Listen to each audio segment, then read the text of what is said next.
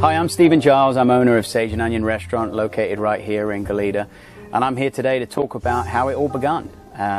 Started when I was a little kid and my mother and father were fishmongers, and that means they worked in fish and chip restaurants, and kind of grew up all around it ever since I was knee-high to a grasshopper. So my mother told me I was born with a whisk and a bowl in my hand, so I always knew I wanted to become a chef, and I just kind of took to it like ducks do to water, if you would. It just became a natural breathing thing for me. As a matter of fact, one of my first jobs in London, I thought I was ripping the guy off by him paying me. You know, growing up around food, it was really just the center of our household. But it was really important that we all kind of chipped in, and family meals, family gatherings. I mean, my mum just did some great home-cooked food, which really reminds me back to the days how things were so simplified but executed so well. And we kind of took that same concept into the Sage and Onion Cafe today, where, you know, it's simplified food that's just executed well. I always tell people we're here to educate but not to dictate. So if you want to come into the cafe and there's something you don't quite like, I'm happy to change it for you. The ingredients that we put in it, that's all slow cooked, all into the meats, gets that center of that turkey or that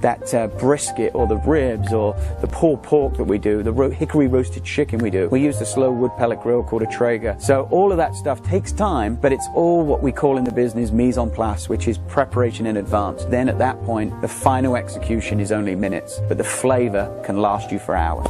You know, here at the house with you know, my wife and my 3 kids, we really try to, you know, put a fresh meal on the table every night. And part of some of that, you know, whether it's organic produce or we get it from the farmer's market, or ultimately we try to basically grow it right here in our backyard. And, you know, having the kids being brought up around digging the ground and laying the soil, and having my 3-year-old just point out that, you know, well, Daddy, that's not red yet, you can't pick it yet. And he's talking about the tomatoes and how they ripen. You know, the way just the kids will pick, you know, a tomato straight off the vine and just bite into it, it melts your heart.